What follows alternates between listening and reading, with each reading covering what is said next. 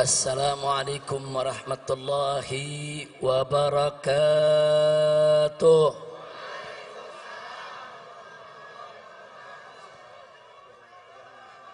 Bismillah. Walhamdulillah. Wassalatu wassalamu ala Rasulillah wa ala alihi wa sahbihi wa mawalah. Ashhadu an la ilaha illallah wahdahu la syarika lah wa ashhadu anna sayyidana Muhammadan abduhu wa rasuluh la nabiyya ba'dah. Siyadatul habaib asy-syurafa wa sa'adatul ulama'il fudala wa jami'il hadirin al-hibba'il a'izza rahimakumullah. Fi hadhihi al-munasabati as-sa'idah وبهذا الاجتماع المبارك لا أنسى أن أوصيكم جميعا ونفسي بتقوى الله وبطاعة رسول الله صلى الله عليه وآله وصحبه وسلم. فنسأل الله سبحانه وتعالى أن يهدينا إلى صراطه المستقيم ويجعلنا من المتقين ويدخلنا جنته جنة النعيم بحق سيد المرسلين والحمد لله رب العالمين. Taqabbalallahu minna wa minkum fataqabbal ya karim. Kepada para habaib, para alim ulama, para kiai, kepada segenap kaum muslimin dan muslimat rahimakumullah, saya menyampaikan berjuta terima kasih dan penghargaan yang tinggi kepada semuanya atas kehadirannya pada acara peringatan Maulid Nabi besar Muhammad sallallahu alaihi wasallam. Semoga tidaklah Anda pulang dari tempat ini nanti kecuali dosa kita semua diampuni oleh Allah Subhanahu wa taala. Kesalahan kita dimaafkan. Kemudian urusan kita semua dimudahkan dan kita semua dijadikan sebagai orang-orang yang salihin. Amin ya rabbal alamin. Ahibail kiram, Nabi yang kita peringati maulidnya pada malam hari ini adalah seorang manusia yang memiliki akhlak yang sangat agung. Keagungan akhlak beliau dipersaksikan langsung oleh Allah Subhanahu wa taala melalui firman-Nya. Wallahu Subhanahu wa taala qala fi akhlaqi nabiyhi sayyidina Muhammadin sallallahu alaihi wasallam wa innaka la'ala khuluqin azim. Sesungguhnya engkau wahai Rasul, sesungguhnya engkau wahai Nabi, la'ala, betul-betul sungguh-sungguh berada di atas khuluqin azim, akhlak yang agung. Artinya Nabi alaihi salatu wassalam memiliki akhlak yang sempurna, akhlak yang sangat mulia, akhlak yang teramat agung. Itulah Nabi kita Sayyiduna Muhammad sallallahu alaihi wasallam. Untuk menggambarkan keagungan akhlak Nabi, saudara, kita tidak akan pernah mampu untuk memaparkannya secara tuntas. 1 jam ceramah tidak akan pernah cukup. 1 tahun pun kita jelaskan tidak akan pernah habis. Seumur hidup kita sekalipun tidak akan pernah ada kesudahannya untuk menggambarkan kesempurnaan keagungan akhlak Nabi Muhammad sallallahu alaihi wasallam. Kenapa? Saking sempurnanya, saking agungnya. Namun sungguh pun begitu, ada satu ungkapan yang teramat indah di dalam menggambarkan keagungan akhlak Nabi. Kalimat tersebut diucapkan oleh istri Nabi tercinta Sayyidatuna Aisyah radhiyallahu taala anha. Tatkala beliau ditanya oleh seorang tabi'in, "Ya ummal mukminin, wahai ibu orang yang beriman, kaifa kana khuluqun Nabi sallallahu alaihi wasallam?" Bagaimana sih sebetulnya akhlak Nabi? Ini pertanyaannya, saudara. Lalu apa dijawab oleh Sayyidatuna Aisyah As-Siddiqah binti Siddiq radhiyallahu taala anhuma?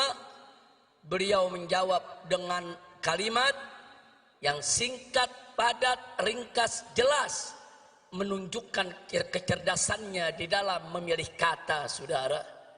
Di mana beliau katakan, kana khuluquhul Quran.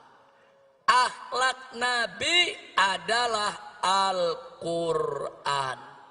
Itu aja jawaban Siti Aisyah. Siti Aisyah nggak bicara panjang lebar, saudara.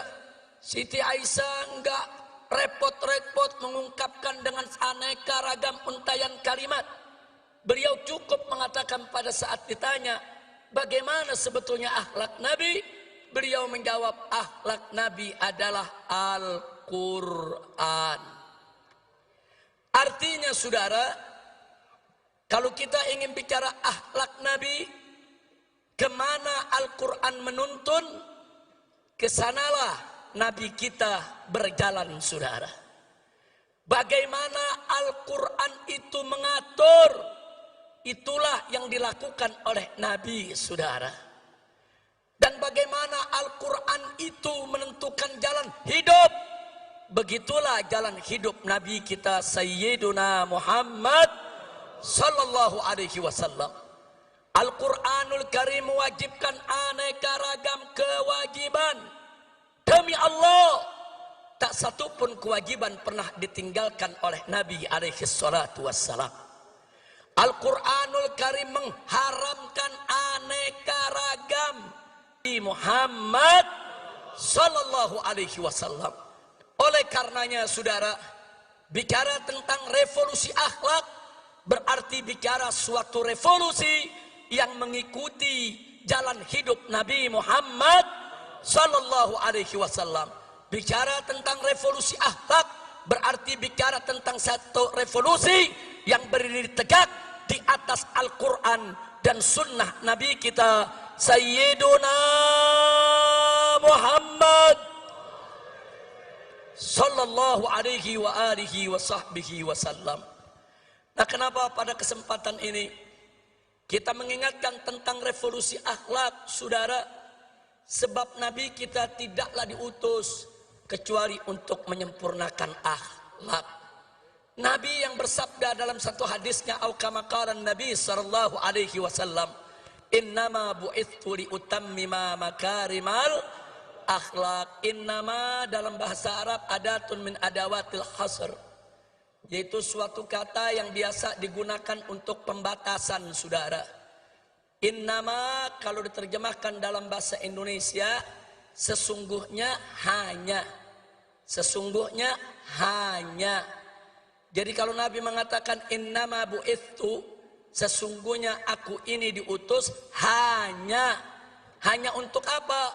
Liutammima makarimal akhlak, untuk menyempurnakan kemuliaan akhlak. Jadi, saudara, ajaran Nabi alaihi salatu wassalam berdiri atas dasar akhlak. Ajaran Nabi alaihi salatu wassalam baik dalam konteks ibadat maupun muamalat, semua berdiri atas dasar akhlak. Karena itu kewajiban semua umat Islam dalam setiap aspek kehidupannya senantiasa berdiri atas dasar akhlak, saudara. Makanya aneh sekali hari ini saya mendengar pernyataan dari seorang pejabat tinggi, saudara. Hari ini, saudara, Saya mendengar pernyataan dari seorang pejabat tinggi yang mengatakan, saudara, agama tidak mengatur negara. Inna lillahi wa inna ilaihi raji'un.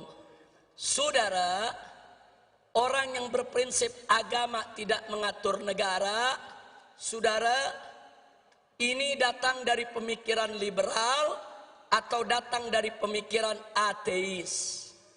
Pemikiran liberal adalah mereka-mereka yang ingin membebaskan diri mereka dari ikatan agama. Sedangkan pemikiran ateis, saudara, mereka-mereka yang ingin mengatur kehidupannya tanpa ada ikatan kepercayaan kepada Tuhan, saudara. Dan ini sangat berbahaya di negara kesatuan Republik Indonesia yang berdasarkan ketuhanan yang Maha Esa. Sebagaimana tertera dalam konstitusi negara, Undang-Undang Dasar 1945 pasal 29 ayat 1, bahwa negara Republik Indonesia berdasarkan ketuhanan yang Maha Esa. Jadi para founding father itu para pendiri bangsa. Dari sejak awal kemerdekaan kita sudah menetapkan bahwa Indonesia berdasarkan tauhid. Indonesia berdasarkan tauhid, berdasarkan ketuhanan yang Maha Esa. Yang oleh karenanya setiap kebijakan dalam negara kesatuan Republik Indonesia tidak boleh lepas dari nilai-nilai luhur ketuhanan yang Maha Esa. Sehingga setiap kebijakan apa saja di dalam pengelolaan negara Republik Indonesia tetap harus mengacu kepada ajaran agama, sehingga semua kebijakan di dalam pengelolaan negara Republik Indonesia harus berdiri atas dasar akhlak, saudara. Takbir. Jadi kalau ada pejabat tinggi mengatakan agama tidak boleh mengatur negara, jadi negara mau diatur pakai apa? Mau jadi negara PKI, mau jadi negara ateis, mau jadi negara setan, mau jadi negara iblis. Maka itu saya tanya semua saudara, dasar negara kita apa? Ketuhanan. Ketuhanan yang Maha Esa itu, saudara, adalah dasar tauhid. Apa kalimat tauhid kita? Semuanya la ilaha illallah. Lagi sekali lagi, takbir. Nah, jadi kita mau ingatkan dari mulai presiden dan para menterinya sampai pejabat yang di bawah, ingat, Indonesia adalah negara tauhid. Sekali lagi kita ingatkan kepada mereka, Indonesia adalah negara tauhid, negara berdasarkan ketuhanan yang Maha Esa, sesuai apa yang tertera dalam Undang-Undang Dasar 18 Agustus 1945 pasal 29 ayat 1 yang berbunyi negara Republik Indonesia berdasarkan ketuhanan yang Maha Esa. Jadi kalau kalian ingin menyingkirkan ajaran agama, ingin menyingkirkan aturan agama, ingin menyingkirkan ajaran Islam dari pengelolaan negara, berarti kalian ingin mengangkangi konstitusi, ingin menghancurkan negara ini, dan ingin menghancurkan dasar negara. Betul? Maka itu saya mau tanya, siap jaga ketuhanan yang Maha Esa? Siap jaga negara Republik Indonesia? Takbir. Jadi saya ingatkan kepada semua ya ikhwan, saya nggak peduli siapapun orangnya, saudara, mau presiden, mau menteri, mau para jenderal TNI dan Polri, hati-hati kalian. Kalau kalian ingin menyingkirkan ajaran agama dalam pengelolaan negara Republik Indonesia, berarti kalian ingin melawan agama, kalian menantang agama. Demi Allah, kami tidak akan mundur walaupun selangkah, saudara. Takbir, takbir, takbir. Nah baiklah, jadi saya mau garis bawahi, ucapan agama tidak boleh ngatur negara, itu ucapan nggak punya akhlak, nggak punya akhlak. Betul, betul. Pemimpin ngebohong melulu. Punya akhlak gak? Punya akhlak gak? Nggak punya akhlak. Nggak punya. Pemimpin ingkar janji melulu. Punya akhlak gak? Punya akhlak gak? Punya akhlak gak? Habaib ulama dikriminalisasi hanya karena tidak sejalan dengan penguasa. Punya akhlak gak? Kriminalisasi ulama punya akhlak gak? Ayo jawab yang kompak, punya akhlak gak? Ulama dicaci maki, dihina-hina oleh buzzer. Tapi buzzernya nggak ditangkap-tangkap. Punya akhlak gak? Punya akhlak gak? Punya akhlak gak? Ulama yang nggak salah dicari-cari kesalahan. Nggak ada salahnya aja dicari-cari kesalahan. Apalagi kalau ada salah. Saya mau tanya sekali lagi, nyari-nyari kesalahan ulama. Punya akhlak gak? Punya akhlak gak? Nah, saya mau tanya lagi, biar Anda yang putusin semua, saudara. Supaya nanti Anda tahu apa yang dimaksud revolusi akhlak. Ada santri dari Pasuruan, saudara. Nyindir presiden, nyindir Kapolri. Langsung ditangkap, dipenjara, diadili, dituntut 4 tahun penjara dan dipenjara 3 tahun, saudara. Sambil dipakein baju tahanan, masuk televisi, polisinya saudara dengan gagah mengatakan, orang ini tidak tahu diri, tidak pantas tinggal di NKRI karena menghina presiden. Baik ya Wan, nggak apa-apa, nggak apa-apa. Taruhlah si santri salah, taruh si santri salah. Santrinya di penjara 3 tahun, nggak apa-apa. Cobaan buat dia, saudara. Insya Allah Allah naikkan derajatnya. Amin ya Rabbal Alamin. Tapi saudara, yang uniknya, saudara, ada anak cukong Cina. Anak cukong Cina pegang foto presiden, dicaci maki, dipukul-pukul itu foto, diludahin. Itu yang difoto dikatakan kacung dia. Bahkan dia bego-begoin dan diancam, gua mau bunuh, gua mau tembak. Nggak ditangkap.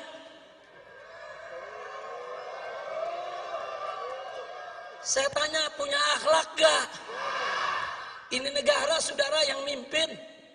Coba lihat, giliran santri penjara 3 tahun, giliran anak cukong Cina dibebasin.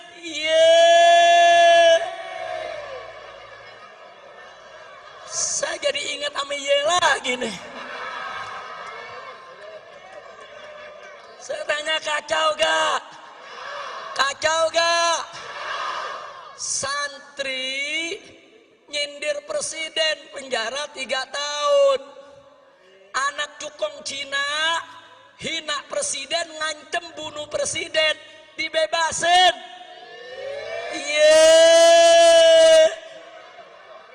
Ada akhlak gak? Ada akhlak gak? Ada akhlak gak? Nah, yang begini wajib gak direvolusi? Wajib gak direvolusi? Wajib tidak direvolusi? Takbir. Saudara, saya cuma mau tanya doang. Saya ajukan beberapa hal, Anda yang jawab akhlak apa enggak, begitu doang. Enggak, saya bukan lagi ceramah, cuma nanya. Nanya, yang jawab umat, betul. Jadi kalau mau ditangkap, tangkap yang jawab. Saya cuma nanya. Nanya. Lanjut. Mau ditanya lagi? Ada prajurit TNI. Takbir. Waktu saya pulang, buat rekaman menyambut saya datang. Betul? Bagus gak? Ditangkep. Diborgol. Di penjara.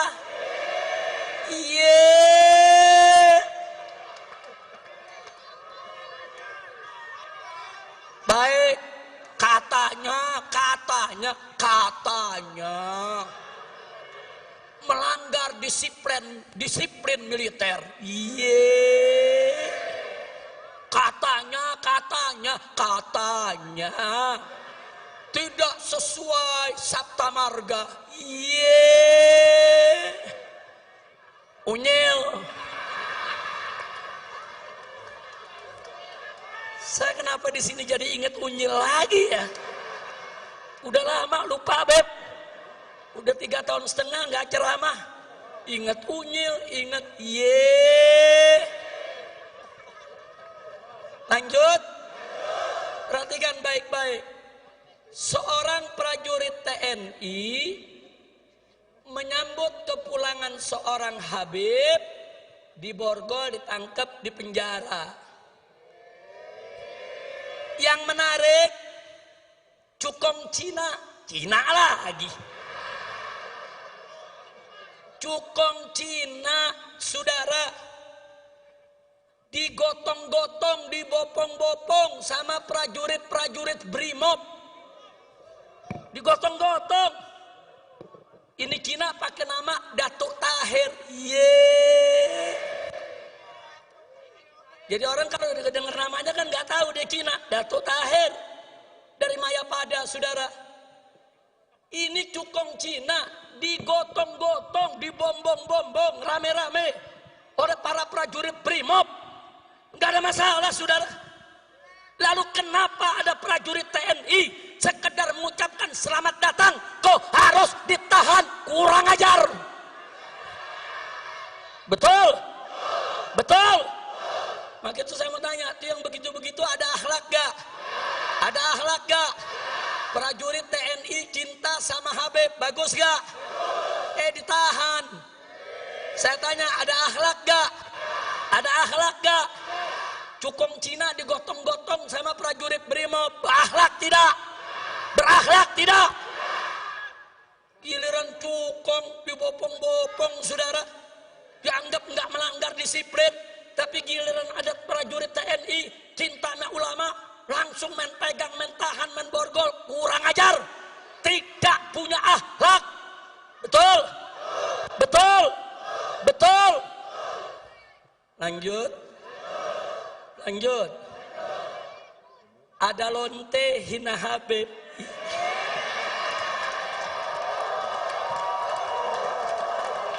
Pusing. Sampai lonte ikut-ikutan ngomong.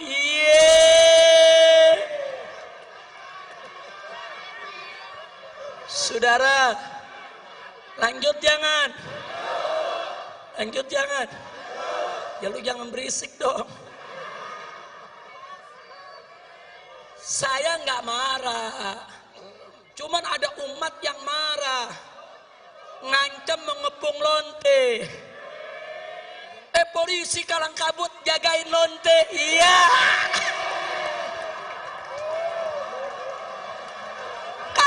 Kacau.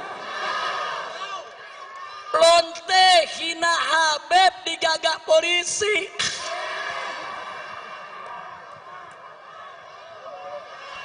Kacau tidak? Musinya lonte yang hina Habib, hina ulama, tangkap, bukan dijagain. Polisi jawab, tapi ada ancaman Habib, maka lu tangkap. Betul? Ditangkap enggak? Dijagain. Jangan-jangan minta jatah kali.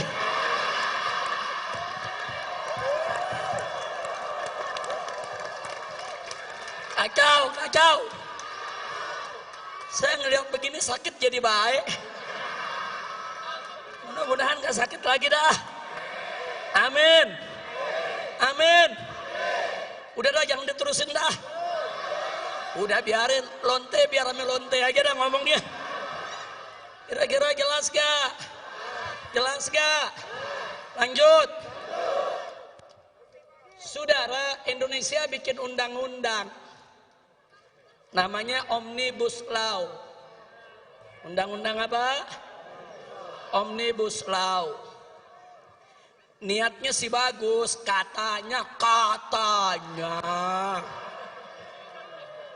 untuk mempermudah dan memperlancar dunia usaha, katanya.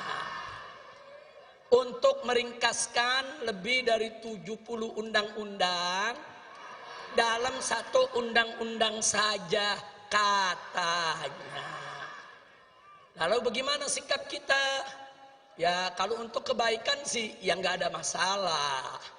Cuman yang jadi masalah, saudara, ini undang-undang prosesnya lucu. Dari 800 halaman jadi 900-an. Dari 900 naik jadi 1000-an. Dari 1000 turun lagi jadi 812. Dari 812 naik lagi jadi 1000 sekian. Ini lagi bikin undang-undang, apalagi bikin kwitansi warung kopi. Betul. Betul. Yang namanya bikin undang-undang, saudara, ini saya mau kasih tahu nih, masyarakat mesti paham nih semua nih. Yang namanya undang-undang sebelum dibuat, sebelum disidangkan, saudara, DPR itu harus ngundang tokoh masyarakat dari semua elemen, saudara. Undang ulamanya. Loh, kenapa ulama mesti diundang? Karena dalam undang-undang Omnibus Law ada hal-hal yang menyangkut agama. Undang juga, saudara, ormas-ormasnya, saudara. Undang juga pengusahanya, undang juga buruhnya, undang juga mahasiswanya. Ajak dulu dialog. Gak boleh main langsung bikin undang-undang, saudara. Karena DPR itu wakil rakyat, bukan wakil partai. Betul? Betul? Ada nenek-nenek ngomongnya salah melulu. Saudara, sampai presiden aja dibilang petugas partai. Orang kalau sudah jadi presiden, saudara, itu kepala negara, buat semua rakyat Indonesia, bukan petugas. Kalau mau jadi petugas partai, lu berhenti jadi presiden. Ngerti? Lanjut lagi. Jadi kalau semua tokoh sudah dipanggil, baru mereka rumuskan, mereka tampung masukan-masukan. Itu yang pertama. Yang kedua, itu dibahas dulu di Badan Legislasi DPR, saudara. Enggak langsung dibawa ke paripurna. Fraksi-fraksi ikut membahas, utusan-utusan partai ikut membahas. Puncaknya nanti di paripurna. Nah, di paripurna ini menarik. Seluruh anggota dewan yang berjumlah ratusan orang, 500 orang lebih, saudara, itu harus baca kalimat per kalimat, kata per kata, huruf per huruf, dan disahkannya pun per pasal dulu. Baca satu pasal satu, ayat satu dibacain. Bagaimana semua anggota setuju? Setuju. Pasal satu setuju. Kemudian pasal 2 dan seterusnya. Makanya selama ini undang-undang gak pernah tebal. Paling-paling 10 halaman, 15 halaman. Supaya apa? Supaya gampang dibaca, gampang dikaji, gampang dikoreksi. Tahu-tahu sekarang dibikin 1000 halaman. Gak apa-apa, tapi lu baca. Mau mulut bebusa lagi lu baca. Nah kalau lu nggak baca, main ketok palu disahkan, saudara. Ini kan namanya ngawur. Baca.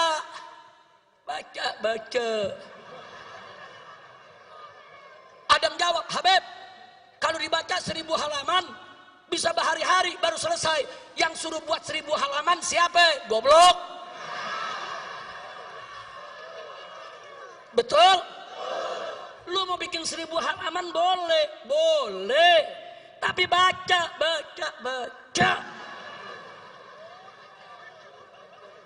Mau tuh mata sampai belekan lagi lu baca. Betul? Loh kenapa? Ini undang-undang. Kalau sudah diketok palu, kita semua ini wajib untuk mematuhinya, saudara. Nggak boleh sembarangan. Ketua DPR ditanya, bagaimana ibu? Apa ibu sudah baca semua?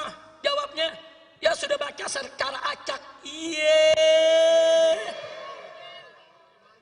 Ketua DPR-nya aja, saudara, kelasnya seperti ini. Tidak mau baca tuntas, itu undang-undang. Kalau kau tidak baca tuntas, tidak boleh kau ketuk palu untuk besarkannya. Betul? Takbir. Sekarang saya mau tanya, bikin undang-undang, nggak pakai baca ketok palu, punya akhlak gak? Punya akhlak gak? Punya akhlak gak? Nggak punya akhlak, saudara. Jadi sekarang ini kita sedang krisis akhlak. Dari mulai presiden, menteri, sampai pejabat ke bawah, krisis.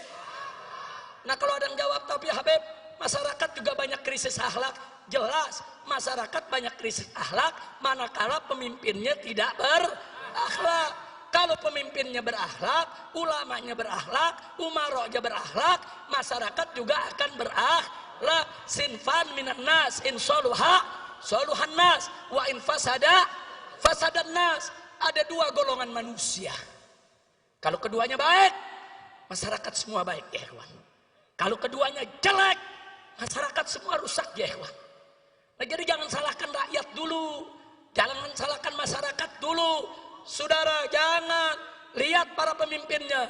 Kalau mereka tidak berakhlak, kalau mereka tidak menjaga akhlak, wajar, pantas. Kalau yang di bawah akhirnya banyak lagi yang tidak memandang akhlak. Betul? Betul? Nah gitu saya mau tanya, kalau sudah krisis akhlak begini, berarti revolusi akhlak penting tidak? Perlu tidak? Setuju? Siap revolusi akhlak? Siap revolusi akhlak? Takbir! Takbir! Sallu ala Nabi. Nah, sebelum saya akhiri, saudara, ada yang mengatakan begini, kenapa Habib Rizik dan kawan-kawan masih buka pintu dialog, masih buka pintu rekonsiliasi, masih buka pintu perdamaian? Kata mereka, revolusi itu tidak kenal kata damai, revolusi itu tidak kenal kata rekonsiliasi. Saya mau jawab, revolusi yang tidak kenal kata damai itu bukan revolusi akhlak namanya, saudara. Revolusi yang tidak kenal kata rekonsiliasi itu, saudara, namanya bukan revolusi akhlak. Revolusi yang tidak membuka pintu dialog itu juga namanya bukan revolusi akhlak. Nah jadi saudara, kalau mereka mau bicara revolusi berdasarkan ajaran Nabi, ajaran Islam, Al-Quran dan As-Sunnah, nggak boleh kita menutup pintu dialog, menutup pintu perdamaian, menutup pintu rekonsiliasi. Kira-kira jelas tidak? Ada lagi mereka bilang, kalau Habib Rizik buka pintu dialog, buka pintu rekonsiliasi, buka pintu perdamaian, berarti Habib Rizik sudah mulai lembek. Yeay, unyil. Gue bukan kue apem lembek. Kira-kira jelas tidak? Bicaralah revolusi yang cerdas dan bicaralah revolusi berdasarkan ajaran Islam.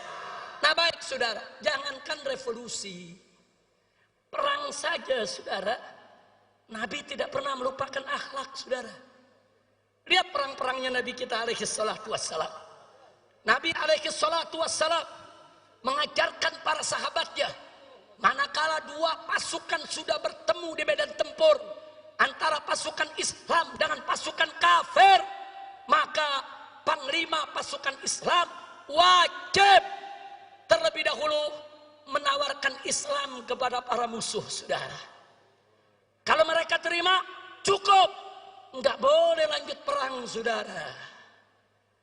Jadi Nabi di setiap medan tempur menawarkan dulu, kenapa kita mesti perang? Kenapa kita tidak sama-sama beriman kepada Allah?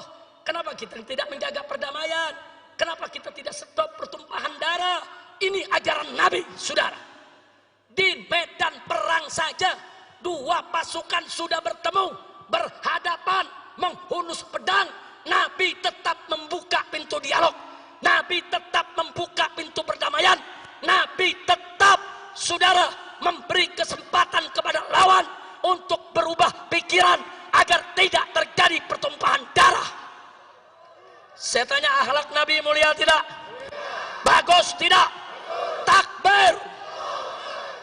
Saya mau katakan kepada mereka yang mengatakan revolusi tidak kenal damai dan tidak kenal rekonsiliasi, revolusi Anda tidak punya akhlak. Sedangkan revolusi kami, revolusi akhlak, saudara. Nah, tapi jangan lupa, di medan perang, kalau Nabi sudah dialog, Nabi menawarkan perdamaian, tapi musuh nggak mau damai. Musuh tetap berkeras untuk perang. Maka Nabi dan para sahabat sejengkal pun tidak akan pernah mundur, saudara. Takbir, takbir.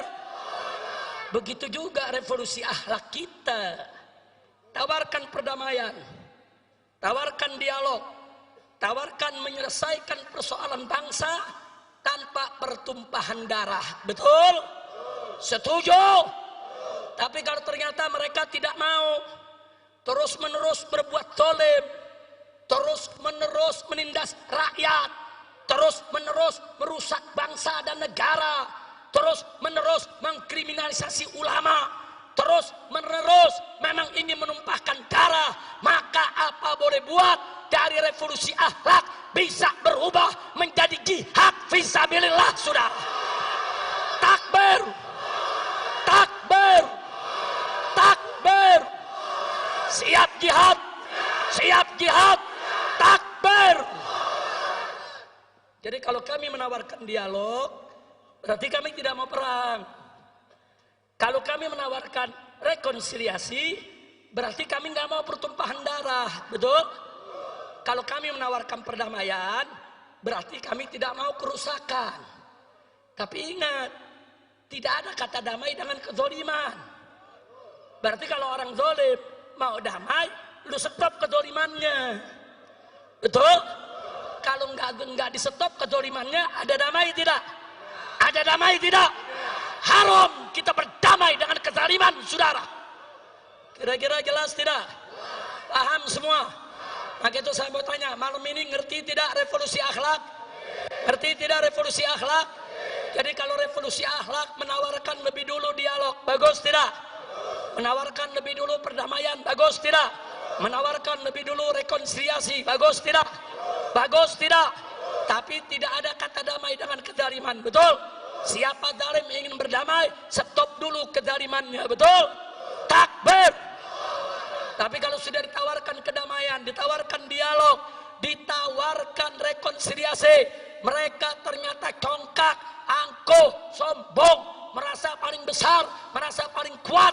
Demi Allah, habaib ulama dan umat Islam tidak akan pernah mundur jihad untuk melawan kezaliman, saudara. Takbir. Sallu ala nabi. Nah, maka itu saudara, akhirnya saya kabarkan, insya Allah setelah nanti saya istirahat beberapa hari agar kondisi betul-betul fit, saudara, saya dengan pengurus DPP FPI akan keliling Indonesia. Kita akan datangi setiap provinsi, kita ajak semua umat, dan kita akan melakukan koordinasi dan konsolidasi untuk revolusi akhlak. Setuju tidak? Setuju tidak? Jadi jangan coba-coba ada pihak yang menghalangi tabligh akbar kami, yang menghalangi yaitu daripada konsolidasi kami. Karena kali ini kami tidak akan pernah tolerir siapapun yang coba-coba menghalangi tabligh dan pengajian umat Islam. Betul? Betul? Siap jaga tabligh akbar, siap bela tabligh akbar, siap jaga pesantren para kiai, siap jaga majelis-majelis para habaib.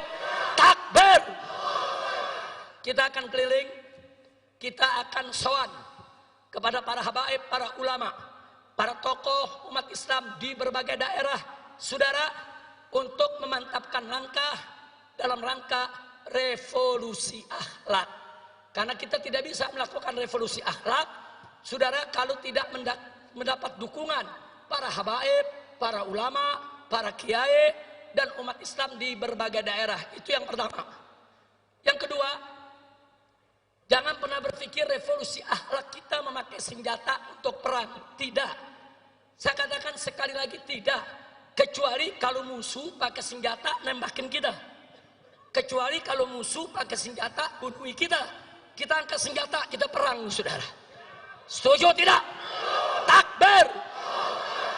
Tapi kalau musuh menghancurkan kita dengan kata, maka kita akan jawab juga dengan kata. Kalau musuh mau menghancurkan kita dengan ekonomi, maka yuk sama-sama kita lakukan gerakan ekonomi umat Islam. Saudara, kalau umat Islam bersatu dalam ekonomi, saudara, itu naga-naga akan jadi cacing-cacing. Setuju tidak? Setuju tidak? Ini revolusi termasuk yang akan kita jalankan, saudara. Di mana akhlak kita? Kalau hanya belanja kepada orang kafir, sementara warung-warung umat Islam kita tinggalkan. Betul? Betul? Saya mau tanya, kita belanja ke warung orang kafir, warung umat Islam kita tinggal, berakhlak tidak? Berakhlak tidak? Nah, jadi mulai saat ini, saudara, saya mengajak semua, ayo belanja sesama umat Islam. Ayo belanja ke warung-warung tetangga, saudara. Ayo, dan jangan main riba, saudara. Karena naga-naga kafir tersebut, kekayaan mereka dari hasil riba. Mereka kumpulkan uang kita, mereka ribakan. Jadi mulai saat ini, tinggalkan riba. Karena riba ini kalau kita tidak tinggalkan, ada ancaman dari Allah. Allah berfirman, fa'dzanu biharbin minallahi wa rasulih. Umumkan, kata Allah, perang dari Allah dan Rasulnya. Allah dan Rasulnya memerangi pemakan riba, pemain riba, saudara, penyembah riba. Maka itu jauhkan dari hidup kita persoalan-persoalan riba, saudara. Insya Allah nanti dalam waktu dekat, saudara, insya Allah kita akan paparkan kepada umat langkah-langkah revolusi akhlak apa yang harus kita lakukan bersama. Setuju tidak? Setuju tidak? Tapi jangan lupa, sebelum kita bicara revolusi akhlak di bidang muamalat, kita harus terlebih dahulu revolusi akhlak di bidang ibadah. Artinya, yang kemarin sholatnya sudah bagus, maka mulai saat ini dan seterusnya, sholatnya harus lebih diperbagus lagi, saudara. Begitu juga yang kemarin, saudara, sholatnya belum bagus, maka mulai hari ini, saat ini, sholatnya sudah harus bagus, saudara. Jadi tinggalkan segala maksiat, tegakkan semua taat. Itu salah satu syarat mutlak revolusi akhlak, saudara. Tidak ada revolusi akhlak kalau kita tidak sholat. Tidak ada revolusi akhlak kalau kita masih tetap maksiat. Enggak ada revolusi akhlak, saudara, kalau kita tidak mau taat kepada Allah. Betul? Mulai dari diri kita, mulai dari ibadat. Jangan tinggalkan sholat, jangan tinggalkan puasa Ramadan, jangan tinggalkan zakat, saudara. Jauhkan segala kemungkaran dan kemaksiatan. Jauhkan perzinahannya, minuman kerasnya, judinya, saudara, tinggalkan semua. Dan yang tidak kalah pentingnya, jangan bohong. Jangan kita jadikan ciri revolusi akhlak kita, tiada dusta di antara kita. Takbir, takbir, siap jujur, siap amanat, siap tidak ingkar janji. Takbir. Nabi bersabda dalam hadisnya, saudara, ayatul munafik salah. Ciri orang munafik itu ada 3. Pertama, idza haddatsa kadzaba. Kalau berkata, dia dusta. Yang kedua, idza wa'ada akhlafa. Kalau berjanji, dia ingkari, saudara. Yang ketiga, saudara, Wa idza tumina, kalau dia diberikan amanat, khana, dia khianat. Ini kata Nabi ciri Siapa yang bilang? Siapa yang bilang? Siapa yang bilang? Saya mau tanya saudara, di Indonesia ada gak yang bicara dusta? Ada gak? Banyak. Serem banget banyak. Ada gak? Ada gak? Yang kalau janji diingkari, ada gak? Ada gak? Dikasih amanat dia khianat, ada gak? Itu namanya apa? Itu namanya apa? Siapa yang bilang? Siapa yang bilang? Siapa yang bilang? Nah, sekarang kita bicara khusus pejabat. Ada gak pejabat yang kalau ngomong bohong? Ada gak? Ada gak? Yang kalau janji diingkari, ada gak? Kalau dikasih amanat khianat, ada gak? Itu namanya apa? Itu namanya apa? Siapa yang bilang? Siapa yang bilang? Siapa yang bilang? Ada yang tersinggung enggak? Ya kalau udah tersinggung sama Nabi sudah. Na'udzubillah min dzalik. Nah ini yang perlu kita revolusi. Nah baiklah ya kawan. Saya rasa malam hari ini saudara, saya tidak ingin berpanjang lebar lagi. Saya harus jaga betul stamina saya. Tapi saya amanatkan kepada Anda semua, sebagaimana tadi kita amanatkan, dalam keadaan wabah seperti ini, pandai-pandailah kita jaga kesehatan. Betul? Betul? Nah, kita jaga. Hari ini sebetulnya pengennya kita saudara, ini yang duduk berjarak semeter. Panitia jawab, boro-boro yang duduk, Habib lagi dapat tempat duduk susah. Sebetulnya pengennya duduk 1 meter. Tapi saya tanya, ada lagi yang jawab jamaah, boro-boro semeter Beb, ini duduk pantat sebelah. Tapi nggak apa-apa, ini namanya antusias umat. Betul? Mudah-mudahan kita dijauhkan dari penyakit. Allah angkat ini wabah corona. Allah angkat wabah corona. Allah angkat wabah corona. Amin ya rabbal alamin. Nah kemudian terakhir, jangan lupa semua tetap harus ikut komando para habaib dan ulama. Setuju? Setuju? Takbir. Maaf saudara, pemerintah saat ini banyak ingkar janji, banyak berkata bohong, dan banyak melakukan khianat terhadap amanat. Betul? Bahkan maaf, DPR RI tidak terkecuali. Mereka tidak lagi mewakili rakyat, tapi mereka lebih banyak mewakili oligarki para konglomerat. Betul? Betul? Maka itu sekarang kesian nasib bangsa Indonesia saudara. Kesian, pemerintah tidak peduli lagi pada rakyatnya. DPR tidak peduli lagi pada rakyatnya. Tapi jangan khawatir, habaib dan ulama tidak akan pernah meninggalkan umat saudara. Betul? Siap ikut habaib, siap ikut ulama. Takbir. Dan catat baik-baik saudara, sebelum NKRI lahir, sebelum negara ini merdeka saudara, para habaib, para ulama, para kiai, para santri, merekalah yang bahu-membahu melawan para penjajah saudara. Sekali lagi, saat itu tentara belum ada, polisi belum lahir saudara, tapi para kiai, para habaib, para pesantren dengan setia menjaga rakyat, menjaga umat, membela bangsa, membela negara, mengusir penjajah sehingga kita merdeka saudara. Tahu-tahu sekarang ada bangsa sendiri yang mau jajah kita. Tentara Belanda, tentara Inggris saudara, tentara Jepang diusir sama rakyat karena menindas. Betul? Betul? Apalagi Londo Ireng. Tahu Londo Ireng? Tahu Londo Ireng? Belanda hitam. Belanda.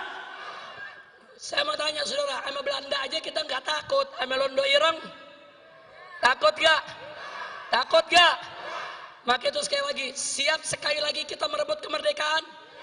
Siap sekali lagi kita merebut kemerdekaan? Jadi kalau pemerintah tidak bertobat, DPR tidak bertobat, tidak mau diajak revolusi akhlak, sudah saatnya umat akan melakukan jihad untuk kembali kembali memerdekakan Indonesia, saudara. Takbir, takbir, takbir. Siap revolusi, siap revolusi akhlak. Ayo, ayo, ayo revolusi, ayo revolusi sekarang juga. Semua. Ayo, ayo, ayo revolusi, ayo revolusi sekarang juga. Lagi. Ayo, ayo revolusi sekarang juga. Dipercepat. Ayo, ayo, ayo revolusi, ayo revolusi sekarang juga.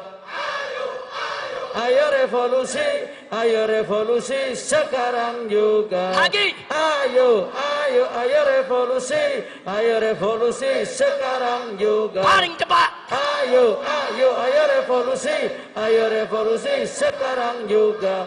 Ayo, ayo, ayo revolusi. Takbir, takbir, Allahu Akbar. takbir. Sallu ala Nabi.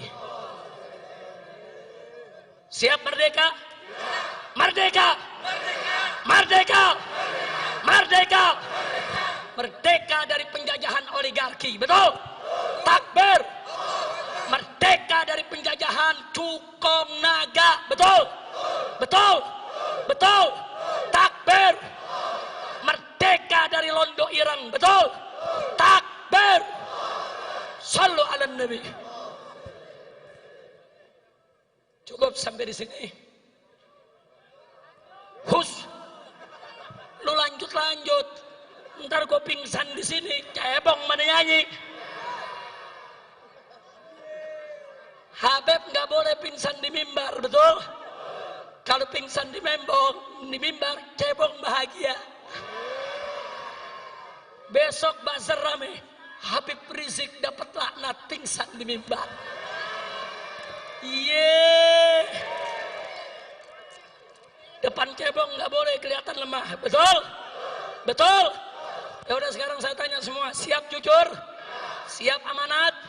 Betul? Siap sholat? Siap puasa? Siap zakat? Siap tinggal maksiat? Betul? Betul? Anak muda, angkat tangan anak muda.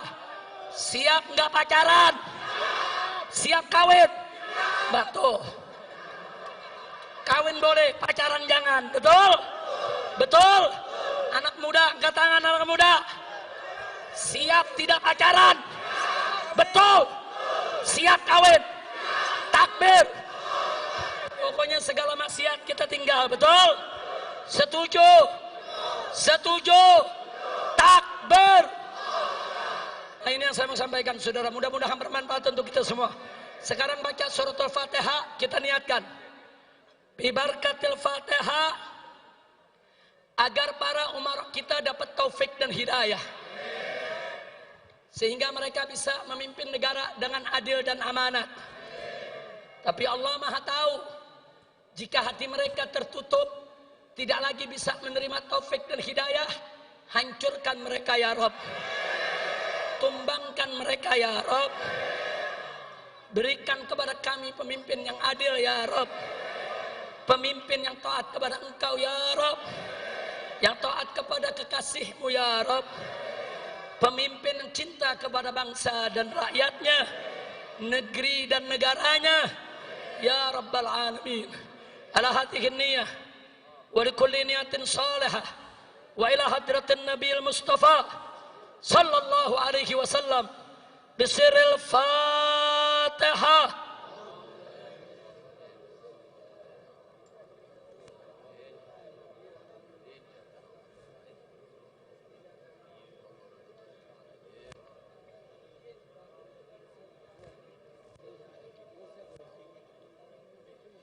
Bismillahirrahmanirrahim. Allahumma lakal hamdu syukra wa lakal mannu fadla birahmatika nas'al wa bijahi nabiyyika natawassal